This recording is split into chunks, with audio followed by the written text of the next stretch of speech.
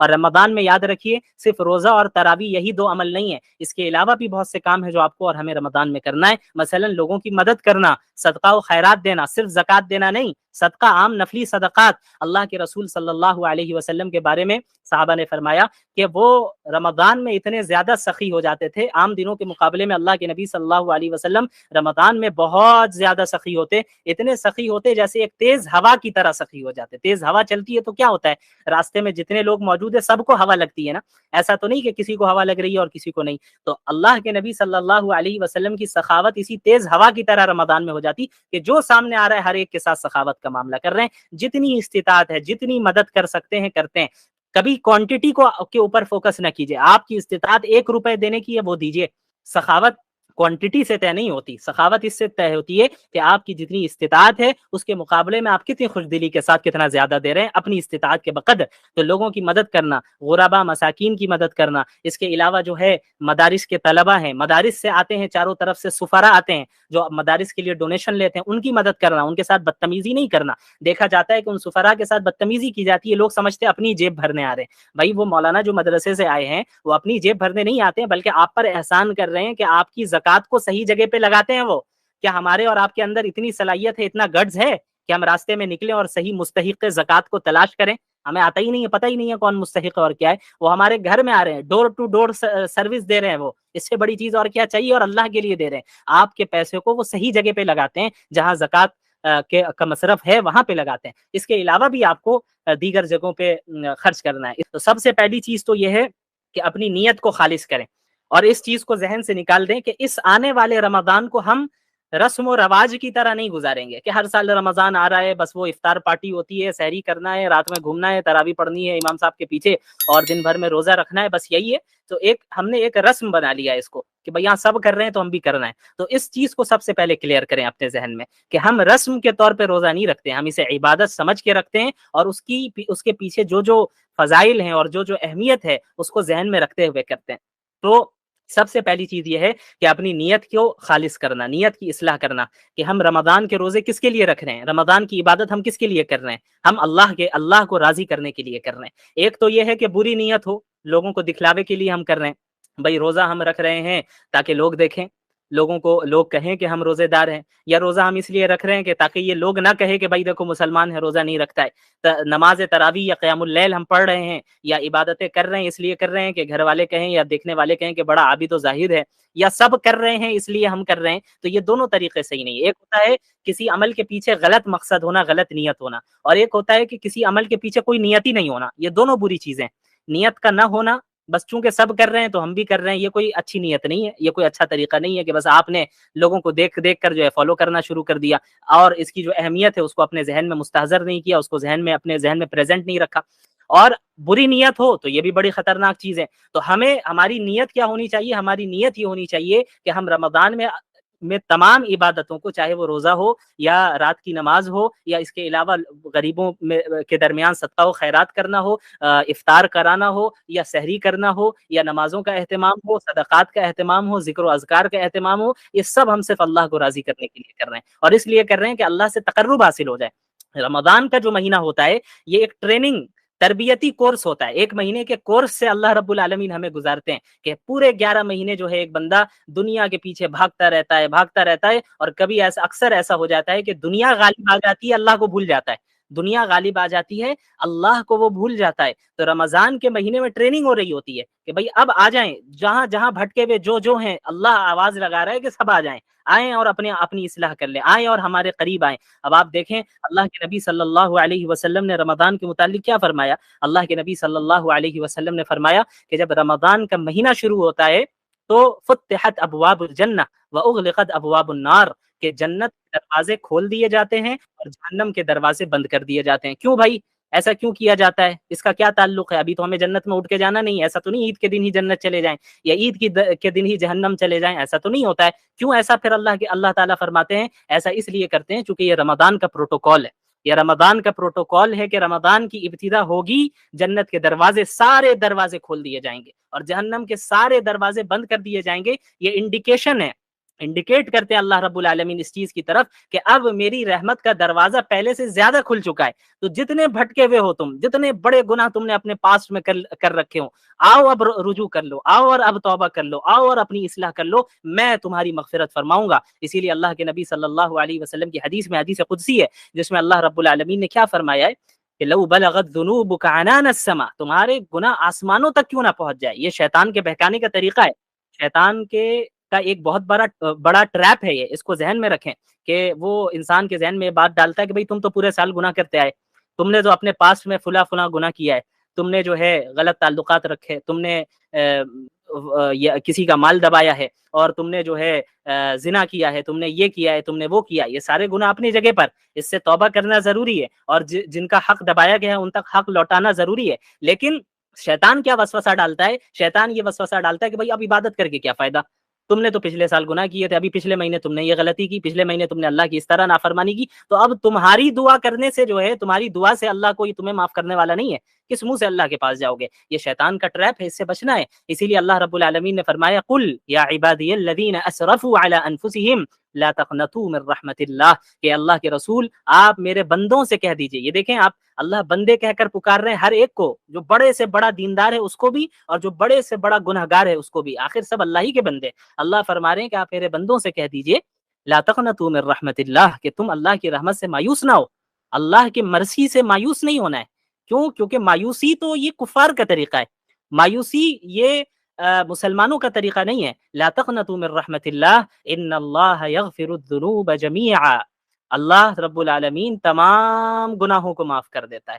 انہ هو الغفور الرحیم، یقیناً اللہ رب العالمین بار بار معاف کرنے والا اور بار بار رحم کرنے والا ہے. ایک انسان سے گناہ ہو جائے وہ توبہ کرے، توبہ کا دروازہ موت تک کھلا ہے ہم سب کے لیے. اللہ کے نبی صلی اللہ علیہ وسلم نے فرمایا کل بنی آدم خطاؤون وخیر الخطائین التوابون، کہ تمام انسان گناہگار ہیں، تمام انسان گناہگار ہیں، اور سب سے بہترین گناہگار وہ ہیں جو بار بار توبہ کرے، بار بار اللہ کی طرف رجوع کرے. تو جب ہم توبہ کر رہے ہوں تب تو پکا عزم ہونا چاہیے کہ آئندہ کبھی نہیں کرنا ہے، کبھی نہیں کرنا ہے. لیکن نفس اگر کبھی ان فیوچر غالب آ جائے، یا شیطان کے وسوسے سے انسان مغلوب ہو جائے تو اور گناہ کر بیٹھے، تو اس کا یہ مطلب نہیں کہ اب چونکہ توبہ ٹوٹ گئی ہے اب کوئی ریٹرن ہونے کا دروازہ نہیں، ایسا نہیں ہے. پھر آپ اسی پکے عزم کے ساتھ توبہ کریں. تو رمضان کے مہینے کا استقبال ہمیں توبہ کے ذریعے کرنا ہے، اپنی نیت کی درستگی کے ذریعے کرنا ہے، اس میں اخلاص پیدا کر کے کرنا ہے کہ ہم جو کام کرنے کے لیے جا رہے ہیں وہ اللہ رب العالمین کے لیے ہی کرنے جا رہے ہیں. اور اسی طرح اللہ کے نبی صلی اللہ علیہ وسلم نے رمضان میں جو ہے روزوں کی جو اہمیت ہے اسے بھی بیان کیا. روزہ کیوں رکھتے ہیں؟ قرآن کریم میں اللہ نے کیا فرمایا ہے؟ یا ایھا الذین آمنوا کتب علیکم الصیام کما کتب علی الذین من قبلکم لعلکم تتقون، کہ اے ایمان والو تم پر روزے اس لیے فرض کیے گئے ہیں جیسے تم سے پہلے کے لوگوں پر فرض کیے گئے تھے، اور اس لیے فرض کیے گئے ہیں تاکہ تم متقی ہو جاؤ، تقوی والے ہو جاؤ. تو روزے کا مقصد باڈی فٹنس نہیں ہے، روزے کا مقصد کیا ہے؟ تقوی حاصل کرنا ہے. بعض لوگ سائنٹیفک بینیفٹس کو روزے کا مقصد قرار دیتے ہیں، یہ غلط بات ہے. ابھی آپ جو ہے وہ ڈائٹری اینڈ سلیپنگ ہیبٹس کے اوپر بھی جو ڈاکٹر صاحبہ آئیں گی وہ گفتگو کریں گی، تو سائنٹیفک بینیفٹ بھی ہو سکتا ہے بعض بتائیں، تو اسے بھی اچھے سے سننا ہے. لیکن یہ یاد رکھنا ہے کہ وہ سائنٹیفک اور میڈیکل بینیفٹس روزے کا مقصد نہیں ہے، وہ روزے کے فائدے ہیں، سیکنڈری درجے کی چیزیں ہیں. وہ اصل مقصد کیا ہے روزے کا؟ عبادات کا اصل مقصد کیا ہے؟ اللہ کو راضی کرنا اور تقوی حاصل کرنا. تقوی کہتے کسے ہیں؟ حضرت عمر بن خطاب رضی اللہ عنہ نے ایک مرتبہ حضرت عبداللہ بن مسعود رضی اللہ عنہ سے سوال کیا کہ بتائیں آپ کے تقوی کسے کہتے ہیں؟ تو حضرت عبداللہ بن مسعود رضی اللہ عنہ نے فرمایا کہ اے امیر المومنین، کیا آپ نے کبھی ایسے راستے سے گزرے ہیں کہ چاروں طرف یا دونوں طرف سے دھاردار جو ہے درخت یا جو ہے وہ پیڑ پودے ہوں کانٹے والے، جس میں چاروں طرف سے کانٹے لگے ہوں اور بیچ میں راستہ بالکل پتلا ہو؟ تو حضرت عمر بن خطاب رضی اللہ عنہ نے فرمایا کہ ہاں، ایسے راستے سے ایک مرتبہ گزرنا ہوا ہے. تو عبداللہ بن مسعود رضی اللہ عنہ نے حضرت عمر بن خطاب رضی اللہ عنہ سے فرمایا کہ تو بتائیں آپ پھر اس راستے سے کیسے گزرے تھے؟ تو حضرت عمر رضی اللہ عنہ نے فرمایا کہ میں نے اپنے ہاتھ کو اور اپنے کپڑوں کو، اپنے دامن کو، اپنے آستین کو سمیٹ لیا اور بالکل سیدھے راستے سے آگے نکل گیا. حضرت عبداللہ بن مسعود نے فرمایا کہ بس یہی تقوی ہے، کہ آپ کے معاشرے میں آپ جہاں رہ رہے ہیں چاروں طرف سے گناہ کے کانٹے اور فتنوں کے کانٹے موجود ہیں. آپ اپنی دنیا کو سمیٹ لیں، اپنے آپ کو سمیٹ لیں، ان فتنوں سے نہ اپنی آستین کو پھنسائیں، نہ اپنے دامن کو پھنسائیں، نہ اپنے ہاتھ کو، نہ اپنے جسم کے کسی حصے کو پھنسائیں. اپنے آپ کو سمیٹ کر بس صراط مستقیم پر سیدھا چلتے چلے جائیں. یہی تقوی ہے، یعنی اللہ کا لحاظ رکھنا، اللہ کا لحاظ رکھنا، گناہوں سے اپنے آپ کو دور رکھنا، یہ جو ہے تقوی ہے. اور روزے کا مقصد ہی یہ ہے. روزے میں کیا ہوتا ہے؟ ایک انسان حلال چیزوں سے بھی رکتا ہے اللہ کے حکم سے. اب آپ بتائیے، ایک گلاس پانی جو آپ پیتے ہیں، ابھی افطار کے لیے دسترخوان آپ نے بچھا دیا، فروٹس لگا دیے، پکوڑے لگا دیے اور سموسے آپ نے لگا لیے، پانی اور روح افزا اور ساری چیزیں رکھ لی آپ نے اپنے ساتھ، پانی موجود ہے، اس ایک گلاس ہے جس میں وہ پانی ہے جسے آپ کو پینا ہے، لیکن ابھی مغرب کا وقت نہیں ہوا ہے، تو ابھی آپ کے لیے وہی پانی پینا جائز نہیں ہے، حرام ہے. لیکن جیسے ہی مغرب کا وقت ہوگا تو وہی پانی پینا، وہی پانی جو اسی گلاس میں رکھا ہے وہی آپ کے لیے جائز ہو جائے گا، بلکہ ضروری ہو جائے گا، کیونکہ آپ کو روزہ بھی ٹائم پہ کھولنا ہے. تو یہ آخر کیا مسئلہ ہے؟ پانی تو وہی ہے، کوئی الگ پانی تو نہیں ہے. وہ پانی جو ابھی 1 منٹ پہلے جس کو پینا جائز نہیں تھا، اب 1 منٹ کے بعد اس کو پینا جائز ہو گیا، بلکہ ضروری ہو گیا.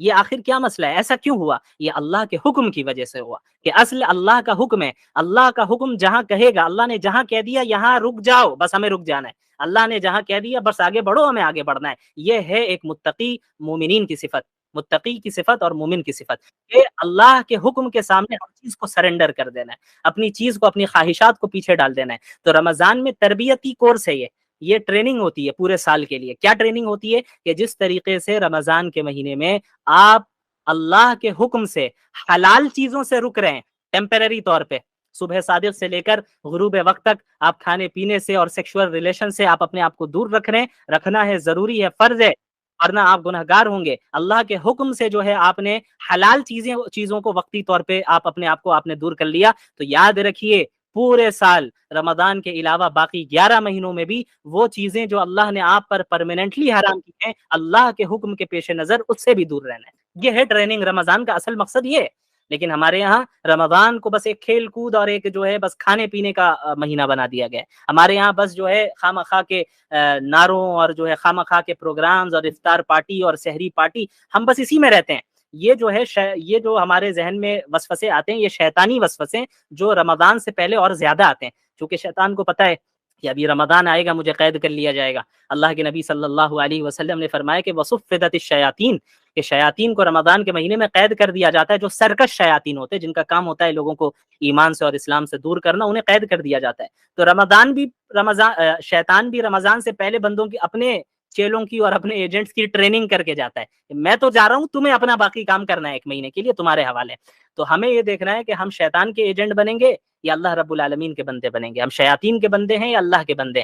اللہ کے نبی صلی اللہ علیہ وسلم نے فرمایا لا یؤمن احدکم حتی یکون ہواہ تبعا لما جئت بہ، تم میں سے کوئی اس وقت تک مومن، کامل مومن، ایک اعلیٰ درجے والا مومن ہو ہی نہیں سکتا جب تک کہ وہ اپنی میری لائی ہوئی شریعت کے تابع نہ ہو جائے، اس کی خواہشات میری لائی ہوئی شریعت کے تابع نہ ہو جائے. کیا مطلب؟ کہ ایک اللہ کے نبی صلی اللہ علیہ وسلم نے فرمایا کہ ایک انسان اس وقت تک اعلیٰ درجے کا مومن ہو نہیں سکتا جب تک کہ اس کے ڈیزائرز کتاب و سنت کے موافق اور اس کے مطابق نہ ہو جائے. یہ مہینہ شہر الصبر ہے، صبر کا مہینہ ہے، جہاں پہ ہم اپنے ڈیزائرز کو دباتے ہیں اور اللہ کے پیچھے، اللہ کے دین کے پیچھے لگ جاتے ہیں.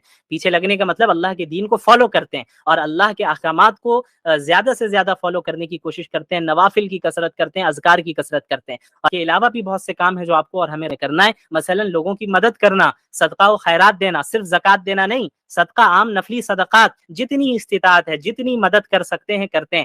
کبھی کوانٹٹی کے اوپر فوکس نہ کیجیے. آپ کی استطاعت 1 روپے دینے کی ہے، وہ دیجیے. سخاوت کوانٹٹی سے طے نہیں ہوتی، سخاوت اس سے طے ہوتی ہے کہ آپ کی جتنی استطاعت ہے اس کے مقابلے میں آپ کتنی خوش دلی کے ساتھ کتنا زیادہ دے رہے ہیں اپنی استطاعت کے بقدر. تو لوگوں کی مدد کرنا، غربا مساکین کی مدد کرنا، اس کے علاوہ جو ہے مدارس کے طلبہ ہیں، مدارس سے آتے ہیں، چاروں طرف سے سفراء آتے ہیں جو مدارس کے لیے ڈونیشن لیتے ہیں، ان کی مدد کرنا، ان کے ساتھ بدتمیزی نہیں کرنا. دیکھا جاتا ہے کہ ان سفراء کے ساتھ بدتمیزی کی جاتی ہے، لوگ سمجھتے ہیں اپنی جیب بھرنے آ رہے ہیں. بھائی وہ مولانا جو مدرسے سے آئے ہیں وہ اپنی جیب بھرنے نہیں آتے ہیں، بلکہ آپ پر احسان کر رہے ہیں کہ آپ کی زکوٰۃ کو صحیح جگہ پہ لگاتے ہیں. وہ کیا ہمارے اور آپ کے اندر اتنی صلاحیت ہے، اتنا گٹس ہے کہ ہم راستے میں نکلیں اور صحیح مستحق زکوٰۃ کو تلاش کریں؟ ہمیں آتا ہی نہیں ہے، پتہ ہی نہیں ہے کون مستحق ہے اور کیا ہے، وہ ہمارے گھر میں آ رہے ہیں، ڈور ٹو ڈور سروس دے رہے ہیں، وہ اس سے بڑی چیز اور کیا چاہیے، اور اللہ کے لیے دے رہے ہیں۔ آپ کے پیسے کو وہ صحیح جگہ پہ لگاتے ہیں، جہاں زکوٰۃ کا مصرف ہے وہاں پہ لگاتے ہیں۔ اس کے علاوہ بھی آپ کو دیگر جگہوں پہ خرچ کرنا ہے۔ اس کے علاوہ قرآن کریم کی تلاوت، تو قرآن کا مہینہ ہے یہ، اپنے آپ کو قرآن کے ساتھ مصروف کیجئے، قرآن کو پڑھیے، سمجھیے، عمل کرنے کی کوشش کیجیے، اور زیادہ سے زیادہ عمل کیجیے۔ آخری چیز میں یہ کہنا چاہوں گا کہ تفصیلات آپ کے سامنے آتی رہیں گی، اس کے بعد ان تمام چیزوں پر عمل کرنے کی کوشش کرنا، میں دعاؤں کا اہتمام زیادہ کیجیے۔ آپ کو معلوم ہونا چاہیے کہ سورہ بقرہ میں جہاں رمضان کا ذکر ہوا ہے کہ رمضان کے احکامات بتائے گئے ہیں کہ رمضان کے روزے فرض ہیں تمہارے اوپر، اور اگر تم مسافر ہو یا بیمار ہو تو پھر تم بعد میں رکھو گے، یہ جو آیتیں ہیں وہاں ان آیتوں کے ذکر کرتے کرتے اچانک ایک آیت آتی ہے، وَإِذَا سَأَلَكَ عِبَادِي عَنِّي فَإِنِّي قَرِيبٌ، کہ اگر میرے بندے آپ سے میرے بارے میں پوچھیں تو آپ کہہ دیں کہ میں اپنے بندوں سے قریب ہوں، وہ جب بھی مجھے پکارتا ہے، کوئی بھی بندہ مجھے پکارتا ہے، میں فوراً اسے جواب دیتا ہوں، لہٰذا وہ مجھے پکارتا رہے تاکہ وہ اور مجھ پر ایمان رکھتا رہے تاکہ وہ ہدایت پا سکے۔ یہ ایک دعا کی آیت آ گئی، پکارنے کی آیت آ گئی، پھر رمضان کی آیتیں شروع ہو گئی، پھر رمضان کے احکامات شروع ہو گئے۔ تو اس جگہ پہ مفسرین نے، جو کلاسیکل تفسیر کے اسکالرز ہیں، کلاسیکل اسکالرز ہیں، انہوں نے بیان کیا ہے کہ بھئی ایسی کیا وجہ ہے کہ ابھی تو رمضان کی بات چل رہی تھی، بیچ میں اچانک دعا کی بات آ گئی، اللہ کو پکارنے کی بات آ گئی، پھر رمضان کے احکامات شروع ہو گئے، مکمل رمضان کے احکامات ہی ہوتے ہیں، بیچ میں یہ آیت کیوں آئی؟ تو مفسرین نے یہاں نقطہ بیان کیا ہے کہ اللہ رب العالمین نے رمضان کے احکامات کے بیچ میں دعا کا ذکر کر کے یہ بتایا دعاؤں کا اہتمام ہونا چاہیے، اور عام دنوں کے مقابلے میں اللہ رب العالمین، اور اللہ نے فرمایا اجیب دعوت الداع، کوئی بھی بندہ مجھے پکارتا ہے میں جواب دیتا ہوں۔ یا یہ نہیں کہا کہ کوئی عالم پکارے، کوئی بزرگ پکارے، کوئی ولی پکارے تبھی میں جواب دوں گا، نہیں، پکارنے والا مجھے پکارتا ہے۔ اب پکارنے والا جتنا بڑا گناہ گار ہو، وہ بھی ایک مرتبہ اللہ کو دل سے پکارے گا، اسی وقت اللہ رب العالمین جواب دیتے ہیں۔ اللہ تیار ہے آپ کی مغفرت کرنے کے لیے اور آپ کو معاف کرنے کے لیے، بس انتظار ہمارے اور آپ کی توبہ کا ہے۔ ہم بس توبہ کر کے رجوع کر لیں، اللہ تو منتظر ہے، اللہ انتظار کر رہا ہے کہ یہ میرا بندہ اور میری بندی میرے پاس کب لوٹ کر آئیں، یہ واپس لوٹ کر آئیں۔ اور اتنی اپارچونٹیز ہماری دنیا میں، اس دنیا میں اللہ نے ہمیں دے رکھی ہیں، اگر ہم ان تمام اپارچونٹیز کو ضائع کر دے رہے ہیں تو پھر کیا حاصل ہے؟ کچھ حاصل نہیں ہے۔ پھر عام دنوں میں اللہ کے نبی نے کیا فرمایا صلی اللہ علیہ وسلم کہ عام دنوں میں رات کے آخری حصے میں اللہ رب العالمین بندوں کی طرف متوجہ ہوتا ہے اور کیا کہتا ہے، کوئی ہے پکارنے والا جو مجھے پکارے تو میں اسے دوں، کوئی ہے رزق مانگنے والا میں اسے رزق دوں، کوئی ہے مغفرت طلب کرنے والا میں اسے معاف کروں۔ یہ ہر رات ہوتا ہے، رمضان میں نہیں، ہر رات ہوتا ہے۔ اب آپ بتائیے پورے سال یہ اپارچونٹی ہمارے پاس ہوتی ہے، لیکن ہم میں کتنے ایسے ہیں جو اس اپارچونٹی کو، اس کا صحیح فائدہ اٹھاتے ہیں؟ غور کرنے کی بات ہے۔ تو ہمیں اللہ سے ہر وقت امید لگائے رکھنی ہے، لیکن ہر ایک کو عبادت کرنے کی توفیق دے، ایک دوسرے کا ہیلپ کرے۔ یہ نہیں کہ عورتیں غلام ہوتی ہیں، بیوی غلام ہوتی ہیں، باندیوں کی طرح کھٹتی رہے اور وہ کام کرتی رہے، آپ عبادت کرتے رہے، ماشاءاللہ، یہ بھی نہیں۔ اور اسی طرح عورتوں کی بھی ذمہ داری ہے کہ یہ نہیں کہ شوہر خالی آپ کا ATM مشین ہے اور وہ جو ہے باہر سے بازار سے سامان لاتا رہے گا اور یہ کرتا رہے، آپ گھر میں جو ہے آرام سے رہنا چاہیے اور سامنے والا میرا شوہر جیسا بھی رہ رہا ہے کوئی فرق نہیں پڑتا، یہ بھی غلط ہے۔ یہ جو زندگی ہے ایک دوسرے کے ساتھ تعاون کر کے، ایک دوسرے سے محبت کر کے، ایک دوسرے کا خیال رکھ کے اور ایک دوسرے کے لیے قربانی دے کر آگے بڑھے گی۔ اور پھر اسی زندگی میں جب ہم ایک دوسرے کے لیے قربانی دیں گے، دنیاوی چیزوں میں بھی اور آخرت کی چیزوں میں بھی، فکر کریں گے کہ بھئی میری بیوی نے نماز پڑھی یا نہیں پڑھی، میرے شوہر نے نماز پڑھی یا نہیں پڑھی، میرے والدین نے نماز پڑھی یا نہیں پڑھی، میری اولاد کو موقع ملا کہ نہیں ملا نماز پڑھنے کا۔ ان تمام چیزوں کا جب ہم لحاظ رکھیں گے تو ہمارے گھر میں ایک مبارک اور بابرکت اسلامی معاشرہ اور ماحول قائم ہو جائے گا، اور اللہ رب العالمین سے امید ہے کہ ہم اللہ کے مقرب بندوں میں شامل ہو جائیں گے۔ تو ہمیں یہ دیکھنا ہے کہ ہم شیطان کے ایجنٹ بنیں گے یا اللہ رب العالمین کے بندے بنیں گے، ہم شیاطین کے بندے ہیں یا اللہ کے بندے۔ اللہ کے نبی صلی اللہ علیہ وسلم نے فرمایا لا یؤمن احدکم حتی یکون ہواہ تبعا لما جئت بہ، تم میں سے کوئی اس وقت تک مومن، کامل مومن، ایک اعلیٰ درجے والا مومن ہو ہی نہیں سکتا جب تک کہ وہ اپنی میری لائی ہوئی شریعت کے تابع نہ ہو جائے، اس کی خواہشات میری لائی ہوئی شریعت کے تابع نہ ہو جائے۔ کیا مطلب؟ کہ ایک اللہ کے نبی صلی اللہ علیہ وسلم نے فرمایا کہ ایک انسان اس وقت تک اعلیٰ درجے کا مومن ہو نہیں سکتا جب تک کہ اس کے ڈیزائرز کتاب و سنت کے موافق اور اس کے مطابق نہ ہو جائے۔ ایک ہماری خواہش ہو رہی ہے مجھے حجاب نہیں پہننا ہے، میرا جسم میری مرضی، لیکن قرآن کہہ رہا ہے کہ عورتوں سے کہو کہ وہ حجاب پہنے۔ اب یہاں پہ امتحان ہو رہا ہے، یہ امتحان کی جگہ ہے کہ اب یہ میری بندی اللہ میرے حکم کو ترجیح دے گی یا اپنی خواہشات پہ عمل کرے گی؟ رسول اللہ بیان کر کے چلے گئے صلی اللہ علیہ وسلم کہ مومن تو اس وقت ہو گئے جب اپنے ان ڈیزائرز کو، جو ڈیزائرز اللہ کے احکامات سے اور اللہ کے آرڈر سے ٹکراتے ہوں، ان ڈیزائرز کو چھوڑ کر اللہ کے حکم کو تم ترجیح دو اور اسے ایکسپٹ کرو۔ یہاں امتحان ہے۔ اللہ نے فرما دیا کہ بھائی میرے مومن بندوں سے کہو کہ وہ نمازوں کی پابندی کرے، وہ عورتوں کے حقوق ادا کرے، مردوں سے کہو عورتوں کے حقوق ادا کرے، مردوں سے کہو کہ میری اطاعت کرے، گناہوں میں ملوث نہ ہو، اور تمام بندے بندیوں سے کہو کہ اپنی نظروں کی حفاظت کرے، اپنے آپ کو گناہوں سے رکھے، گناہوں سے دور رکھیں اور ہماری اطاعت کریں۔ اور اب میری کوئی ایسی خواہش ہو رہی ہے، پرسنل ایسی ڈیزائر ہے ایسا، یا ایسی کوئی خواہش ہے جو اللہ کی شریعت سے ٹکرا رہی ہے، تو ایک مومن اپنے ڈیزائر کو اور اپنی خواہشات کو ایسے موقع پر ردی کی ٹوکری میں ڈالتا ہے، وہ اللہ کی اطاعت کرتا ہے، رسول اللہ کی اطاعت کرتا ہے۔ کیوں؟ کیونکہ وہ جانتا ہے کہ یہ دنیا اصل دنیا نہیں ہے، یا چند دن کی زندگی ہے، 40 سال، 50 سال، 60 سال، 70 سال، 100 سال، اور وہ تو آج کل 20 سال کے نوجوان جو ہے ہارٹ اٹیک سے گر کے مر جا رہے ہیں، پتہ بھی نہیں چل رہا ہے کون کب اچانک کس کی موت ہو جا رہی ہے، کسی کو نہیں پتا ہے۔ تو ایک ایسی زندگی جس میں ہمیں موت کا ہی نہیں پتا کہ ہم جو ہے کب موت آ جائے اور کتنے زندہ رہیں گے، اور ہم یہ جانتے ہیں کہ آخرت کی جو زندگی ہے وہ ہمیشہ ہمیش کی زندگی ہے، اور دنیا کا کوئی مقابلہ ہی نہیں ہے آخرت کے ساتھ، یعنی کوئی کمپیئر آپ کر ہی نہیں سکتے، کوئی کمپیریزن نہیں ہے۔ اس کی ایک مثال اللہ کے رسول صلی اللہ علیہ وسلم نے دی کہ تم ایک سمندر میں ایک نیڈل ڈالو، سوئی ڈالو، اور اس سوئی کو باہر نکالو، تو اس سوئی پر جو پانی لگا ہے یہ دنیا ہے، اور جو سامنے سمندر موجود ہے یہ آخرت ہے۔ اللہ اکبر! آپ اس سے اندازہ لگائیں کہ آخرت کے سامنے دنیا کی کوئی حیثیت نہیں، اور جنت کی وہ نعمتیں جو اللہ کو فالو کرنے میں ہمیں ملیں گی۔ اللہ کے نبی صلی اللہ علیہ وسلم نے فرمایا ما لا عین رأت ولا اذن سمعت ولا خطر على قلب بشر، کہ جنت ایک ایسی جگہ ہے جسے کسی آنکھ نے نہیں دیکھا، جس کے بارے میں کسی کان نے نہیں سنا، اور وہ انسانوں کے امیجنیشن سے باہر ہے۔ آپ امیجن کریں، آپ کے امیجنیشن میں آپ لائیں جنت، آپ کتنی لگژریس لائف کو تصور کر سکتے ہیں، امیجن کر سکتے ہیں، جتنی لگژریس لائف کو آپ تصور کر سکتے ہو وہ جنت نہیں ہے، جنت اس سے بہت اعلیٰ ہے۔ کیوں؟ انسان کی امیجنیشن سے باہر ہے، انسان کے تصور سے باہر ہے۔ تو اب ایک عقل مند انسان کون ہے؟ جو اس دنیا کی حقیر نعمتوں کو اس آخرت کے لیے قربان کر دیں۔ ہم یہ نہیں کہہ رہے ہیں کہ دنیا انسان کو نہیں کمانا ہے، دنیا بھی کمانا ہے، مسلمان کو ہر فیلڈ میں رہنا ہے، لیکن اور اپنی خواہشات پہ بھی عمل کر سکتے ہیں، لیکن اس وقت تک جب تک وہ اسلام کی باؤنڈریز کے اندر ہو۔ ایسی خواہش، ایسی دنیا کمانا جو اسلام کی باؤنڈریز سے باہر نکل جائے اور ہمیں لے جائے، یہ جائز نہیں ہے، اس سے اپنے آپ کو دور رکھنا ہے۔ تو روزے کا مقصد ہی یہ ہے، روزے کا مقصد ہی یہ ہے کہ ہمارے اندر تقوی پیدا کرے، اور ہمارے اندر اپنے اندر اللہ کا لحاظ اور اللہ کا ڈر پیدا کرے۔ جس طرح اس رمضان میں اللہ کے احکامات کے پیش نظر تم بہت سی چیزوں کو چھوڑتے ہو، اسی طرح پورے سال تمہیں اللہ کے منع کردہ چیزوں سے، اللہ کی منع کردہ چیزوں سے، پروہیبٹڈ چیزوں سے اپنے آپ کو دور رکھنا ہے۔